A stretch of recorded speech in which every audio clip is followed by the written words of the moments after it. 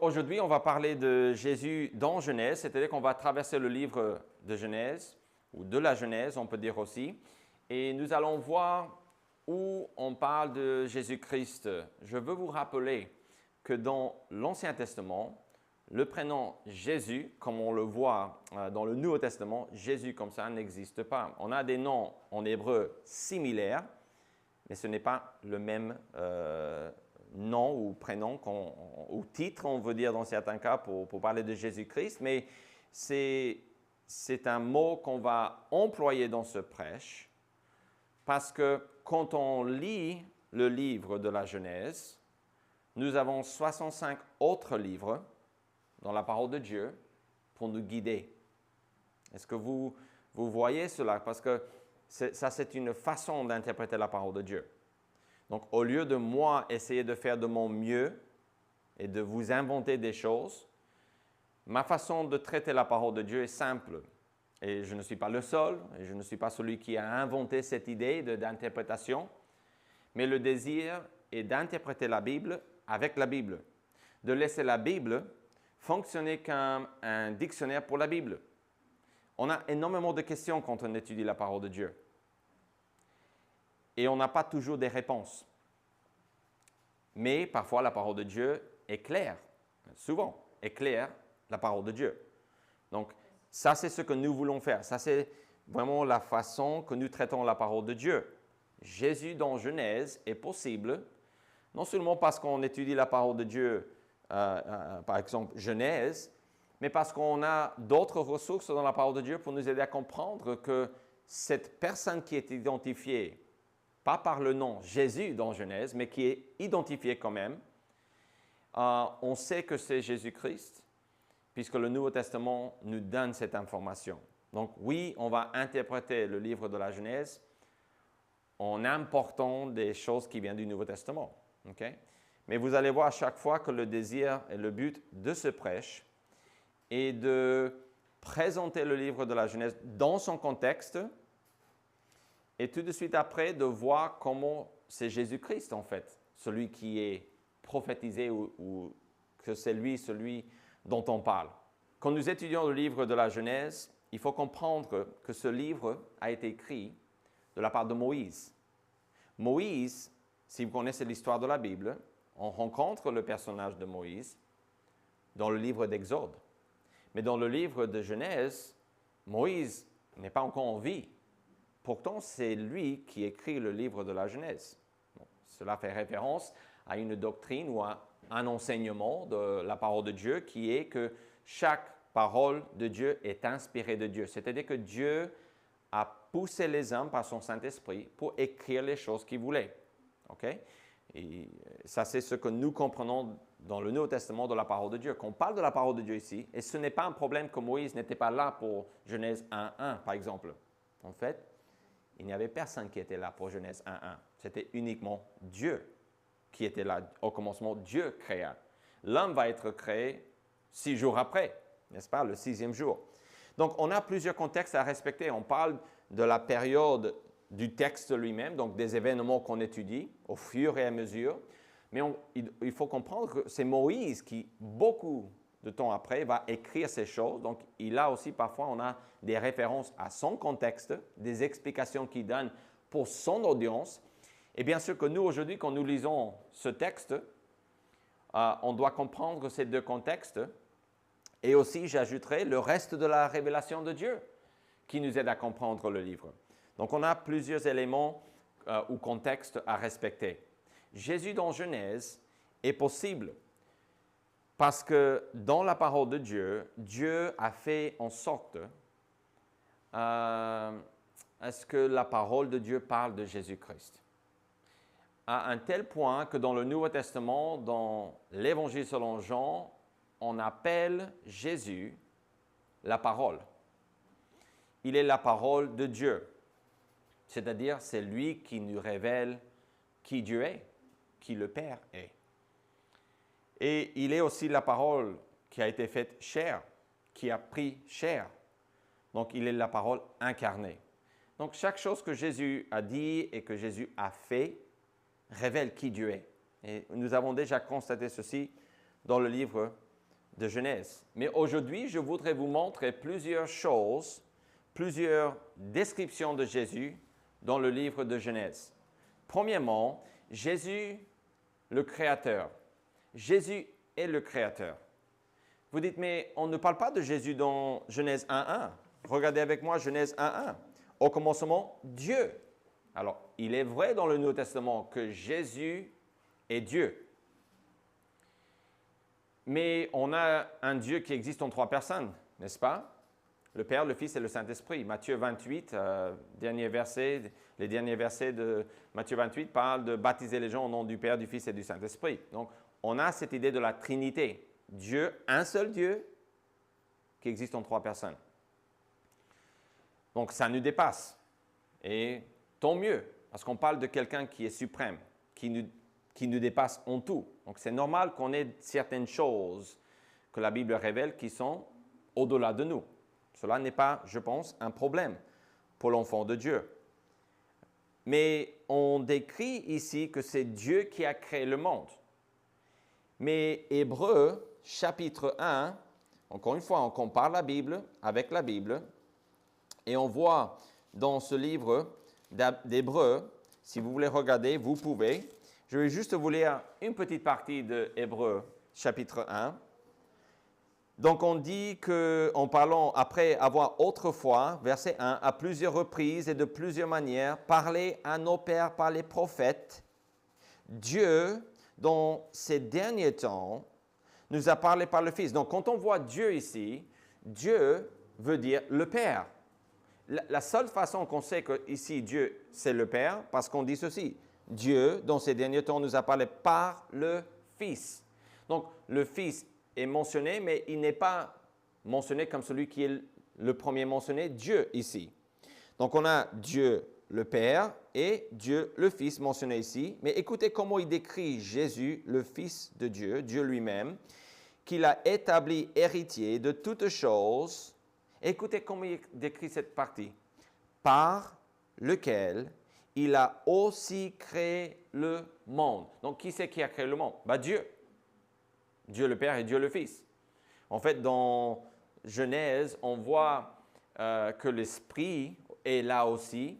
Il planait au-dessus des eaux, donc de l'eau qui était sur la terre. Mais ici, on nous dit que quand on dit Dieu, au commencement, Dieu créa les cieux et la terre, il y a deux possibilités. C'est Dieu le Fils qui est mentionné ou Dieu le Fils et Dieu le Père. Les deux sont valables parce que Dieu le Père a créé le monde par le Fils.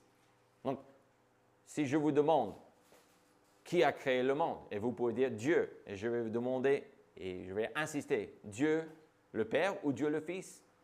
Je pourrais même ajouter le Saint-Esprit, si je voulais. Et vous allez dire, je ne sais pas, Dieu le Père.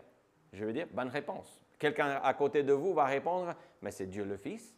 Et je vais dire, bonne réponse. Okay? Vous voyez, on parle de cette idée que Dieu a créé le monde par le Fils. Donc, je ne dis pas que Moïse savait que c'était Dieu le Fils qui a créé le monde.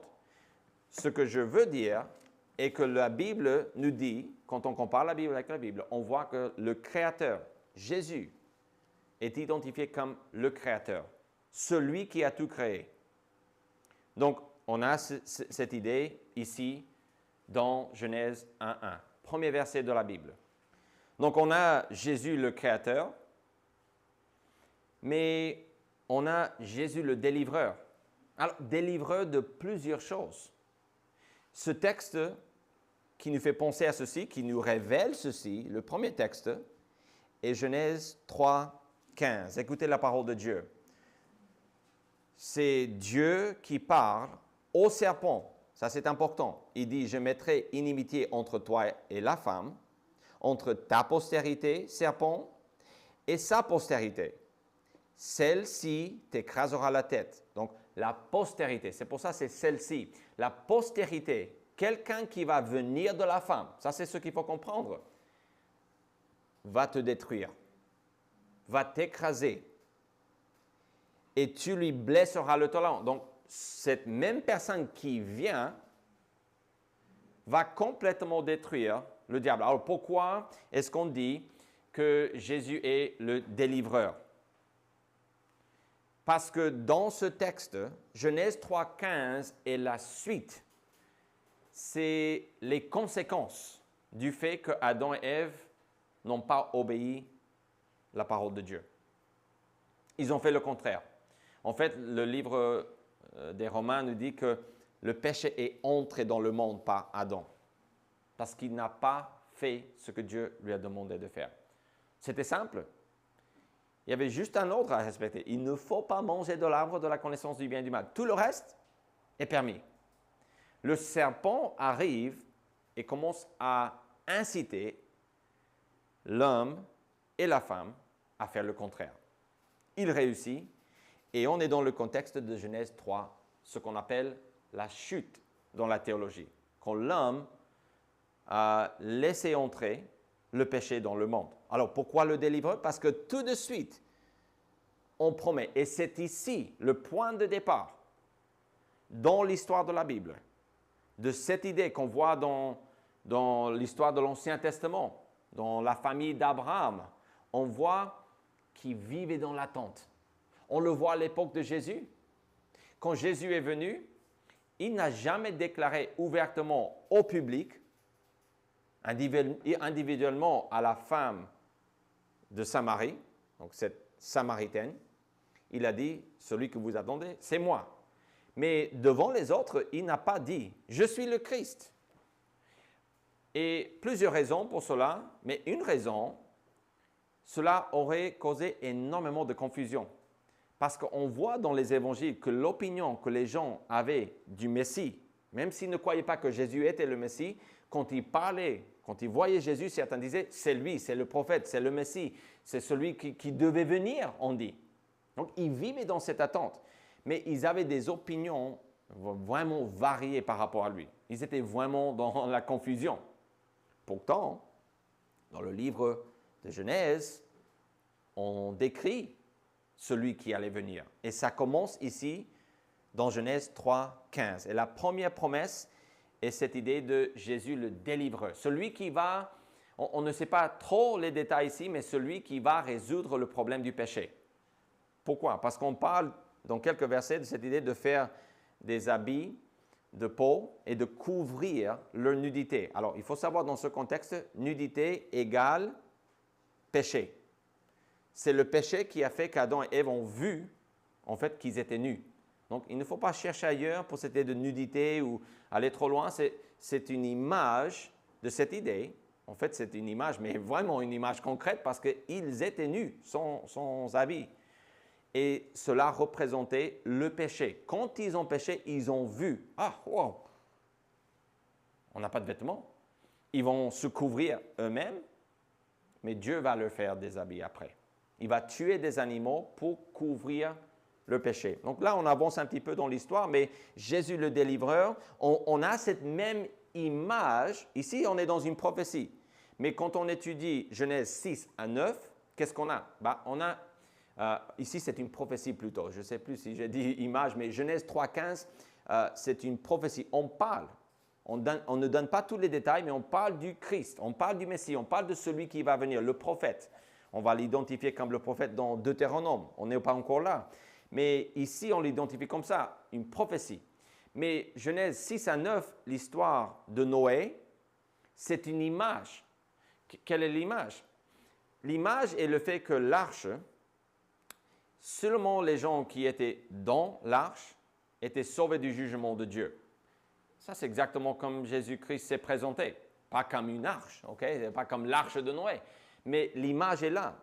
Tout comme Noé et sa famille ont écouté la parole de Dieu et ont fait ce que Dieu a demandé, Jésus-Christ a argumenté que si vous voulez avoir la vie éternelle, si vous voulez être sauvé, vous devez être en moi. Si quelqu'un est en Christ, il est une nouvelle créature. La Bible parle de cette idée d'être en Christ. Et donc, en ce qui concerne cette expression-là et beaucoup d'autres que Jésus a employées, quand on lit l'histoire de Noé, on doit se dire, ah, le Christ n'est pas mentionné directement, mais on a une image du Christ. Parce que Jésus a dit que si vous écoutez mes paroles et que vous faites ce que je dis de faire, vous êtes en moi et vous avez une relation, vous avez accès au Père. Il a dit, je suis la vérité. Nul ne vient au Père que par moi. Donc, on a cette image aussi du délivreur qui est Jésus-Christ. On a aussi un autre exemple, parce qu'on a, si vous vous souvenez, Abraham, dans Genèse 18, on a Abraham qui reçoit la visite de 3 hommes ou personnes. Okay? Et quand on lit Genèse 18 et 19, on découvre que c'est Dieu qui est accompagné de 2 anges. Regardez quelques textes avec moi, Genèse 18, avant de vous demander de l'accepter juste comme ça. Je vais vous lire quelques textes. Encore une fois, on parle de cette idée de Jésus, le délivreur. On a une image de ceci dans Genèse 18, 1 et 2. L'Éternel lui apparut parmi les chênes de Mamré, comme il était assis à l'entrée de sa tente pendant la chaleur du jour. Il leva les yeux et regardait, et voici. Qu'est-ce qu'Abraham a vu? Le texte dit avant, c'est l'Éternel. Mais après, il dit, 3 hommes étaient debout près de lui. Vous dites, mais qui sont ces 3 hommes? Est-ce que c'est des humains, tout simplement? Est-ce que c'est Jésus-Christ qui est incarné? Et qui sont les autres 2? Est-ce que le texte identifie? On parle dans les versets 16 et 17 du même chapitre. Ces hommes se levèrent pour partir et ils regardèrent du côté de Sodome. Abraham alla avec eux pour les accompagner. Alors l'Éternel dit, cacherai-je à Abraham ce que je vais dire? Donc, on a encore une fois, on parle de 2 hommes et l'Éternel. Mais souvenez-vous, ces 3 personnalités, on a dit c'était 3 hommes du point de vue d'Abraham. Donc, Abraham voit des hommes. Mais regardez le verset 1 du chapitre 19. Les 2 anges arrivèrent à Sodome sur le soir. OK, donc, ce qu'on peut dire en comparant ces textes est que Dieu le Fils est accompagné par 2 anges, de 2 anges. Pourquoi? Comment est-ce possible de dire que c'est Dieu le Fils? J'ai argumenté en prêchant le livre de la Genèse, en faisant le parcours du livre de la Genèse avec vous, que quand on a qu'une personne voit un homme ou une autre personne et que cette personne est identifiée comme Dieu, c'est Dieu le Fils. Et le seul argument qu'on peut employer pour dire cela est qu'on a cette idée dans le Nouveau Testament et dans la Bible qu'on ne peut pas voir Dieu et vivre. L'exception est qu'on peut voir Dieu le Fils et vivre. Donc, c'est pour cela que j'argumente que quand on voit un homme et que cet homme est identifié avec Dieu, comme étant Dieu, ça veut dire qu'on parle de cette idée que c'est Jésus. Donc, on va appeler ça une pré-incarnation de Jésus-Christ. Avant de finir avec cette idée de Jésus le délivreur, écoutez quelques textes du Nouveau Testament, juste pour renforcer et plus que renforcer, relier l'Ancien Testament avec le Nouveau Testament. Hébreux 2, 14. Ainsi donc, puisque les enfants participent au sang et à la chair, il y a également participé lui-même, afin que par la mort, il anéantisse celui qui a la puissance de la mort, c'est-à-dire le diable. Donc, on parle de Jésus-Christ dans ce texte, et on dit que quelque chose qu'il a fait était de détruire, anéantir le diable. Écoutez un texte. Donc, on a cette idée que la croix de Jésus-Christ, quand il est mort, en fait, il a enlevé la puissance du diable. Parce que la mort n'est pas à craindre, parce que Jésus peut nous donner la vie éternelle, c'est-à-dire une vie après cette vie. Le diable, si Jésus n'est pas mort, cette dette de nos péchés n'est pas payée, n'est pas acquittée. Mais donc, ce texte décrit que Jésus nous a délivrés de celui, si on veut se mettre à la place d'Adam et Ève, il est venu et il a écrasé celui qui nous a poussés vers le mal, qui a entraîné le monde dans le mal. Regardez le dernier livre de la Bible, Apocalypse 20 et verset 10.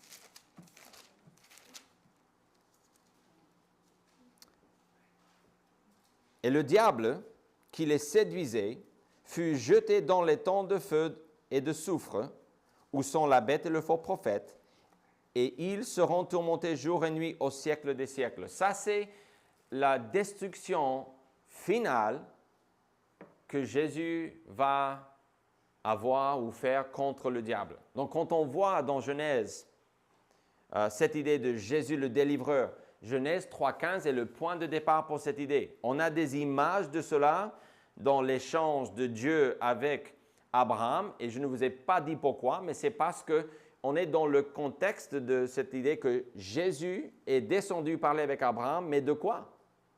De détruire Sodome et compagnie. Genèse 18, c'est ça le contexte, c'est ça l'idée. Donc oui, Jésus est là.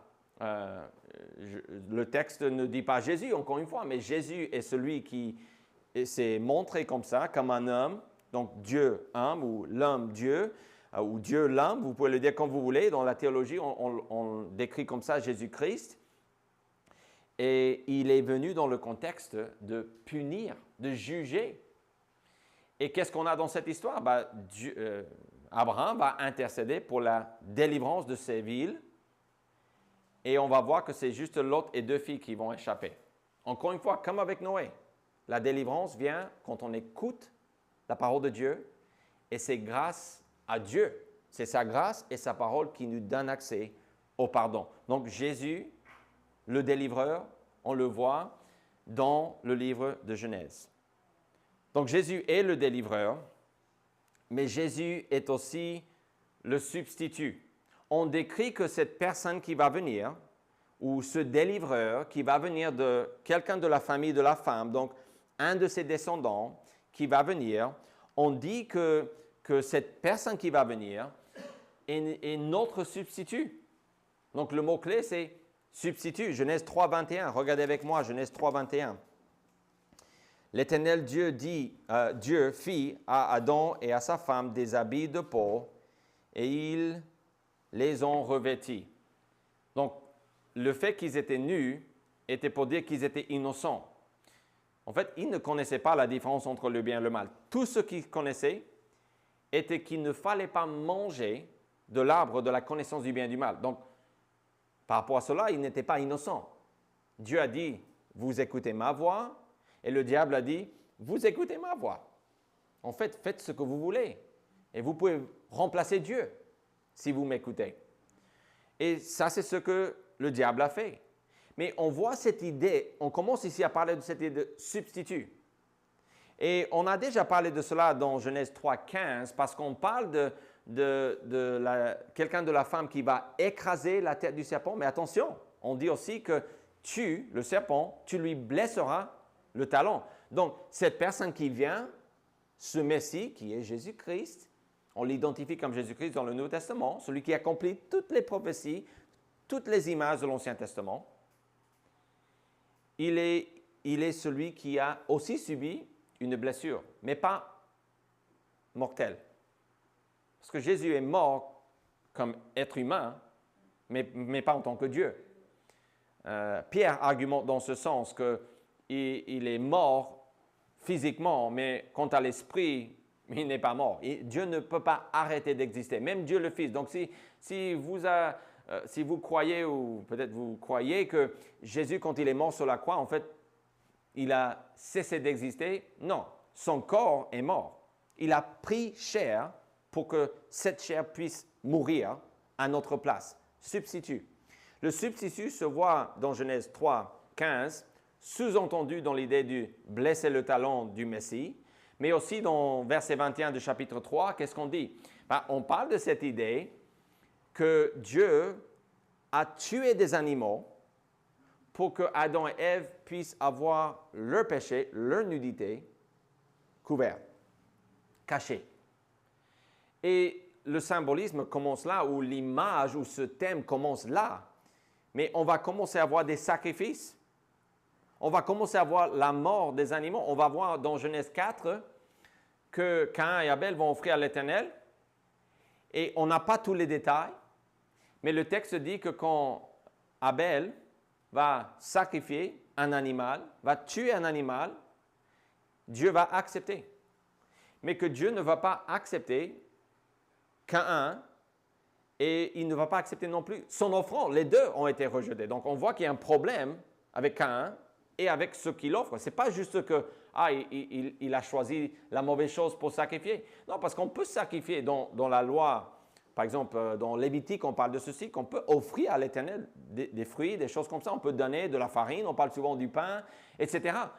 Le problème, c'est qu'on vient de dire dans le jardin, vous avez péché contre moi, je vais envoyer quelqu'un pour réparer ceci. En attendant, je vais tuer des animaux pour couvrir vos péchés. On arrive à Genèse 4 et on a toujours ce thème qui continue.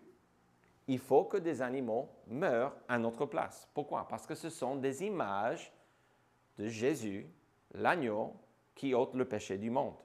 Donc, le livre de Genèse nous parle de ce thème de substitut.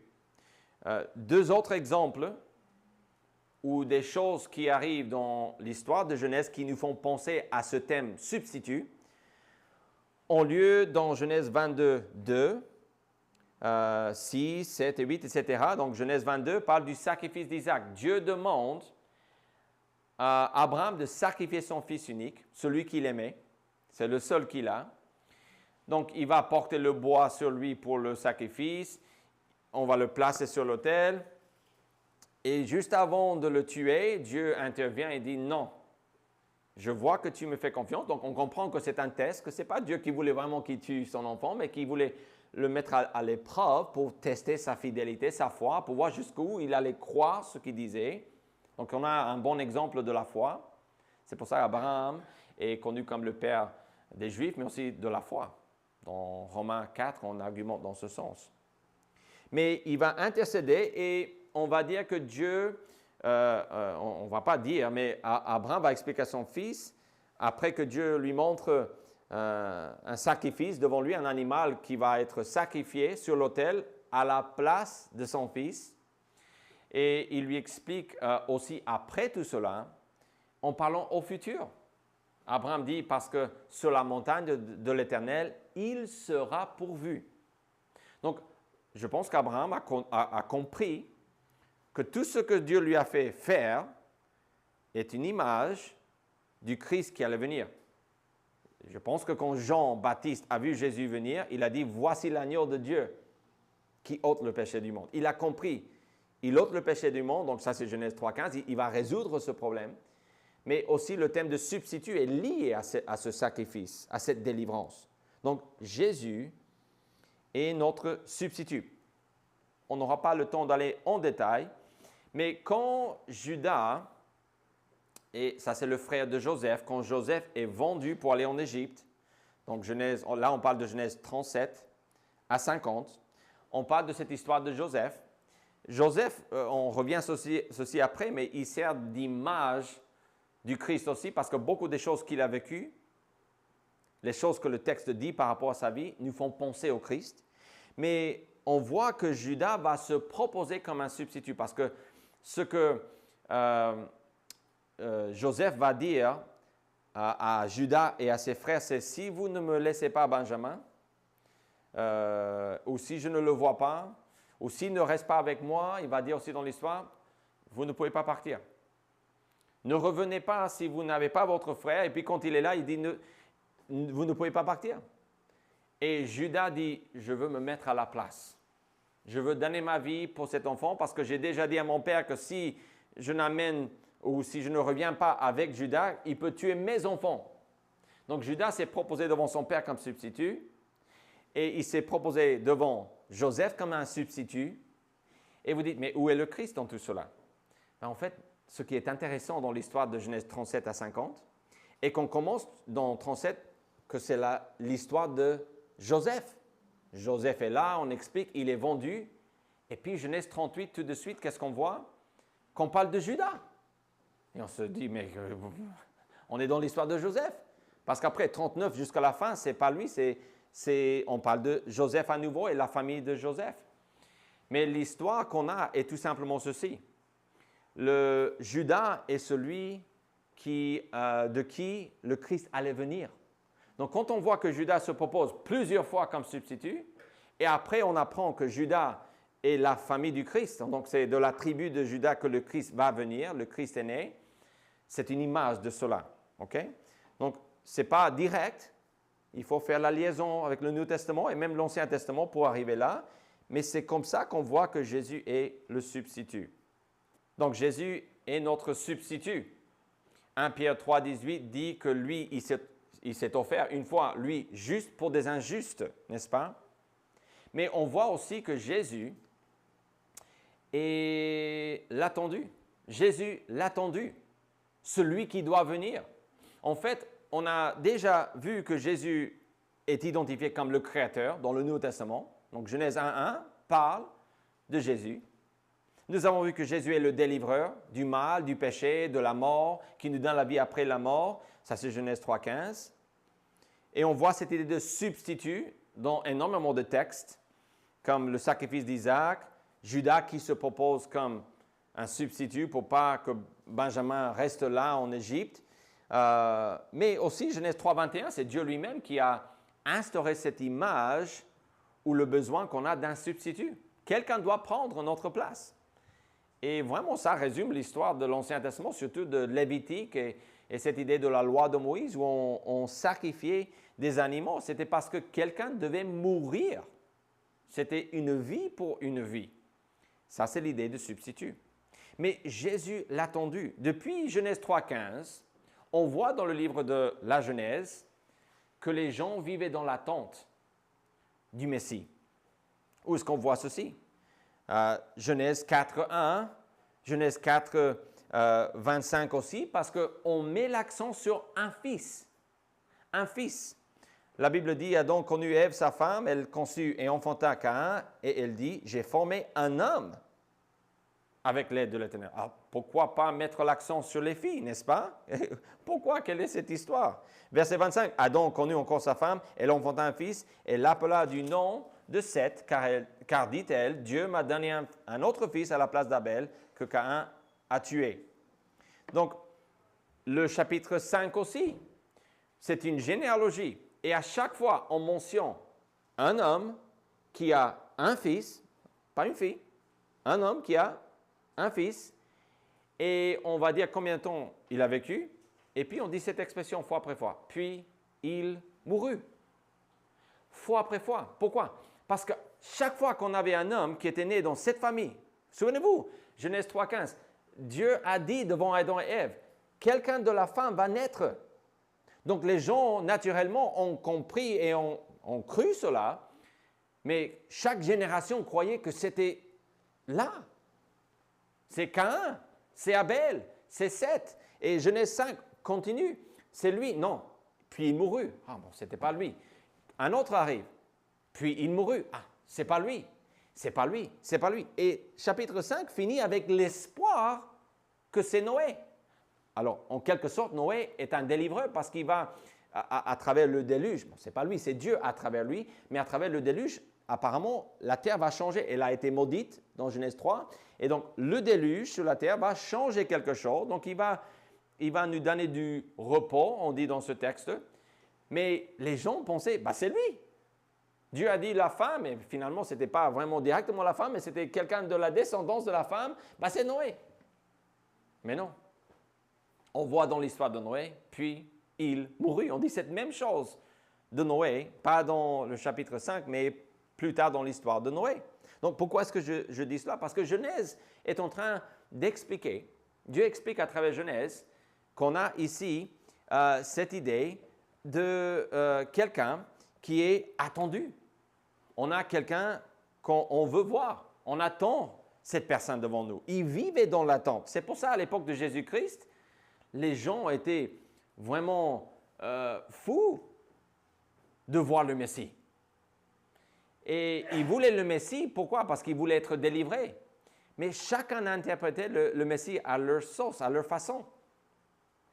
Comme juste celui qui va chasser les Romains, celui qui va nous donner du pain, comme avec Moïse. Ils étaient dans le désert et Dieu a donné de la manne. Mais on veut ce délivreur-là. Et donc, tout le monde était un peu perdu par rapport à cela. Mais ce qui est clair, dans Matthieu 1, est que Matthieu, inspiré du Saint-Esprit, bien sûr, il nous apprend que celui qu'on attendait, et il trace la généalogie, en parlant d'Abraham et en parlant de beaucoup d'autres hommes, et il dit que c'est lui le Christ, le Messie, l'attendu, autrement dit. Jean 6, 38, Jésus dit, je suis descendu du ciel pour faire la volonté de mon Père. Donc, Jésus l'a attendu. C'est celui qu'on attendait depuis si longtemps. Donc, Jésus est celui qui est l'attendu. On l'attend. Mais je voudrais vous montrer quelques autres éléments ici. Jésus, la bénédiction. En fait, on a cette idée dans plusieurs textes, cette idée que Jésus est la bénédiction. Genèse 12, Dieu apparaît à Abraham et dit « En toi, toutes les familles de la terre seront bénies ». Ça, c'est une promesse que Dieu donne à Abraham. On parle aussi dans d'autres textes, et je n'ai pas le temps d'aller vous montrer là, mais vous vous souvenez que Jacob va voler la bénédiction de son frère, Ésaü. Et Dieu va lui apparaître et lui dire, bah, écoute, Jacob, je vais te bénir. Si on te bénit, les gens qui font cela vont être bénis. En fait, c'est exactement ce qu'on a dit à Abraham. En toi, toutes les familles de la terre sont bénies. Celui qui te maudit sera maudit, celui qui te bénit sera béni, etc. Mais Jacob, ça c'est quand il va partir de sa famille pour aller rencontrer son oncle, pour trouver une femme, etc. Parce que Ésaü voulait le tuer. Son frère voulait le tuer quand il a volé sa bénédiction. Et donc, lui va partir, Dieu va lui dire, bah, je vais te bénir. Et avant de partir, Jacob dit ceci. Si tu me gardes pendant que je suis chez mon oncle, et si tu fais comme ceci, cela, l'autre, tout ce que je veux, alors là, oui, je veux ta bénédiction. On passe d'un Jacob qui est comme ça, à un Jacob qui est sur le chemin de retour, Genèse 32, qui va lutter avec Dieu et qui ne va pas céder et qui ne va pas lâcher. Et là, on a un exemple de Jésus parce que c'est un homme qui apparaît, ou un ange. Donc, il voit un homme, un corps. Il s'est battu avec et il dit, oh là là, j'ai vu Dieu, j'ai vu la face de Dieu. Et je ne suis pas mort. Mais avant cela, il demande ceci, il dit ceci à cet homme, il dit, bénis-moi, donne-moi la bénédiction. Donc, qu'est-ce qu'il fait dans ce texte? Ben déjà, il change de situation devant Dieu. Il est parti de chez lui après avoir fait tout ce qu'il a fait par ruse à son frère, avec l'aide de sa maman. Il passe de ça à quelqu'un qui ne veut pas lâcher Jésus-Christ et qui veut cette bénédiction. Donc, Dieu promet une bénédiction à Abraham. Cette bénédiction va passer à Isaac. Et puis, Jacob va, entre guillemets, prendre cette bénédiction. Et Dieu dit, bah, finalement, oui, je vais te donner ma bénédiction. Mais lui dit, non, pas. Pour le moment, ça va. Je vais passer 20 ans chez ma famille, mais si je reviens et tout va bien, pourquoi pas, soyons fous. Il change. Et il lutte avec un homme, avec un ange, avec Dieu le Fils lui-même. Et donc, cette idée de celui qui bénit, donc on passe de recevoir une bénédiction à quelqu'un de la famille d'Abraham qui attrape un homme et qui dit « Je veux la bénédiction. Je veux cette bénédiction. » Donc, lutter avec Dieu dans le contexte de Genèse 32 n'est pas de lutter contre Dieu. C'est d'insister que vous voulez. C'est comme l'exemple que je vous dis avec la parole de Dieu. Quand on étudie la parole de Dieu, c'est comme un taureau mécanique. Vous vous souvenez? On s'attache et on ne veut pas lâcher. La Bible dit ceci, on accepte. On veut bien réfléchir et méditer la parole de Dieu et trouver des explications. Mais on va accepter ce que Dieu dit. Ça, c'est littéralement ce que Jacob fait en luttant avec Jésus, ce qu'il fait. Okay? Jésus n'est pas identifié dans le texte. Mais encore une fois, souvenez-vous, un homme ou un ange qui a un corps et qui est identifié comme Dieu, c'est Jésus, une pré-incarnation de Jésus. Donc, ça, c'est la bénédiction. Écoutez Galates 3:8. Donc, on résume dans un seul texte cette bénédiction. Et je sais que ça prend du temps pour faire traverser tout un livre. On aurait peut-être pu faire ce prêche en 2 semaines, je pense. Maintenant, en y réfléchissant. Mais bon, la Bible dit Galates 3:8. Aussi l'Écriture prévoyant que Dieu justifierait les païens par la foi. Donc ça, c'est le salut. Ça, c'est la croix de Jésus-Christ. N'importe qui peut être sauvé. A d'avance annoncé cette bonne nouvelle à Abraham. Toutes les nations seront bénies en toi, de sorte que ceux qui croient sont bénis avec Abraham, le croyant. Quel est l'argument ici? c'est le fait que cette bénédiction est Jésus-Christ. Cette bénédiction nous est donnée par l'Évangile, la bonne nouvelle de Jésus. Il est aussi le roi des rois. On a déjà étudié ceci, mais quand Jacob est en Égypte, donc souvenez-vous, Joseph est parti en Égypte, il a été trahi, vendu pour aller en Égypte par ses frères. Et pendant qu'il est là, Dieu se révèle comme quoi la terre va subir de la famine horrible. Mais Dieu va donner de la sagesse à Joseph pour qu'il puisse délivrer sa famille, au moins l'Égypte et autres. Ils vont faire des provisions pendant 7 années. Et dans ce contexte, dans Genèse 49, Joseph est là, mais c'est une partie de la parole de Dieu. Avant la mort de Jacob, le papa à Joseph, et ses frères, il commence à bénir ses enfants. Donc, il parle d'une manière prophétique. Donc, ici, on a une prophétie. Écoutez ce qu'on dit de quelqu'un de la famille ou de la tribu de Juda. Le sceptre ne s'éloignera point de Juda, ni le bâton souverain d'entre ses pieds, jusqu'à ce que vienne le repos et que les peuples lui obéissent. Donc, on dit plusieurs choses. On passe, souvenez-vous que Dieu a dit, quelqu'un de la femme va écraser la tête du serpent. Genèse 12, on dit que c'est quelqu'un de la famille. Cette bénédiction, cette délivrance, et tout ce qu'on a dit, c'est dans la famille d'Abraham. Mais dans la famille d'Abraham, vous savez, c'est Isaac et puis Jacob. Mais Jacob va avoir 12 fils. Les 12 tribus, plus ou moins les 12 tribus d'Israël, le peuple de Dieu.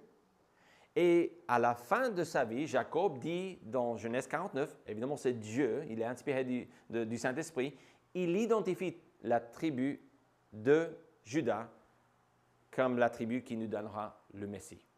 Le Nouveau Testament fait de même, mais le Shiloh ou le repos, c'est quelqu'un de la tribu de Juda. Okay? Ça, c'est exactement ce que ce texte dit. Il y a d'autres allusions ici, mais cette prophétie est juste ce que les peuples lui soient soumis. Ça, c'est l'idée, non pas de mourir, mais de régner. Le sceptre, le bâton souverain, on parle d'un roi.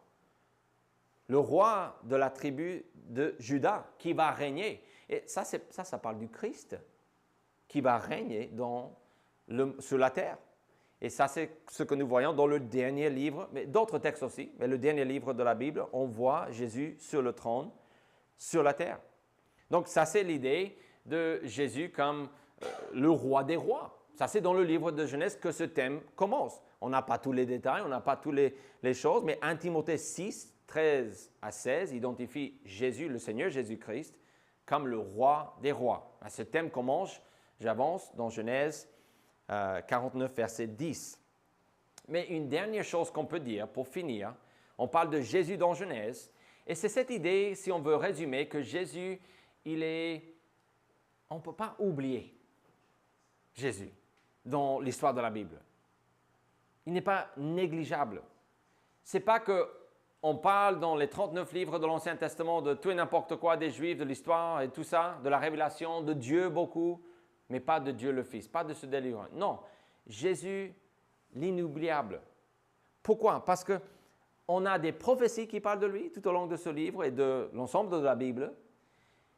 Mais même quand on étudie les gens, les humains qui sont dans l'histoire de la Bible, on a des rappels de cette idée de Jésus. Un exemple est Genèse 37 à 50, la vie de Joseph. Pourquoi? Comment est-ce que Joseph nous fait penser au Christ? En connaissant l'histoire de Jésus dans le Nouveau Testament, on peut faire des comparaisons rapidement. Dieu dit de son Fils qu'il est son Fils bien-aimé, en qui j'ai mis toute mon affection. Lors de son baptême, sur la montagne de la transfiguration, avec 3 de ses disciples, quand Élie et Moïse vont apparaître, Dieu va dire, c'est lui mon fils, écoutez-le. Donc, Dieu est décrit comme, Dieu le Père est décrit comme celui qui aime son fils. Et Joseph est un fils comme ça pour son père. Mais comme Jésus, Joseph a été trahi par ses frères. Judas a trahi Jésus pour de l'argent. Les frères de Joseph l'ont vendu pour de l'argent aussi. Genèse 37, 27 et 28 parlent de cela. On voit que Joseph, en Égypte, va souffrir, non seulement d'être vendu, d'être trahi, mais même quand il travaille pour son maître en Égypte, la femme de son maître va demander qu'il couche avec elle, il va dire non, non, non, non, non. Et chaque jour, elle venait, elle revenait. Et finalement, elle va faire semblant comme quoi lui, il a agressé et il va être mis en prison. Donc, il souffre, mais d'une manière injuste. Et ça, c'est exactement ce qui est arrivé avec Jésus-Christ. Il a souffert sur la croix. Souvenez-vous, 1 Pierre 3, 18. Lui, juste pour des injustes. Et donc, ce n'est pas que Joseph est Jésus. Non. Mais c'est un rappel. C'est une image. Ou un type, on dit parfois. Il est aussi, Joseph est élevé. Il va être élevé en puissance et en importance. Il va délivrer l'Égypte parce que Dieu va lui dire, ben voilà ce qui va se passer cette année d'abondance et cette année de famine. Il faut préparer pendant les 7 années pour que vous puissiez subsister pendant les 7 années de famine. Donc, il va être élevé, il va devenir pratiquement le plus puissant en Égypte, après le pharaon, le roi lui-même, et tout cela pour sauver. On voit aussi qu'il pardonne ses frères. Et ses frères ont peur, ils disent, non, non, vous avez cherché ceci, mais Dieu l'a voulu ainsi pour vous sauver. Et quand le père est mort, dans le dernier chapitre de Genèse, ils vont revenir inventer une histoire comme quoi le père voulait que Joseph le fasse du bien, et il dit, écoutez, vous avez fait le mal, mais Dieu l'a changé en bien. Et ça, c'est quelqu'un qui pardonne. Jésus sur la croix, d'après Luc, il a dit, Père, pardonne-leur, parce qu'ils ne savent pas ce qu'ils font. Donc, on a des thèmes, et donc c'est pour cela qu'on voit que Jésus, on ne peut pas oublier Jésus dans le livre de Genèse. Pourquoi? Parce que Jésus dans Genèse n'est pas juste une façon de voir les choses. C'est ça le livre de Genèse. C'est le message de Genèse et le Messie arrive. Jésus vient. Père Céleste, merci pour ta grâce, pour ta révélation. Merci pour le fait que tu nous as donné ta parole. Je prie pour que tu nous permettes, Seigneur, de voir qui tu es et ce que tu fais à travers chaque livre de la Bible. Au nom de Jésus-Christ, nous prions. Amen.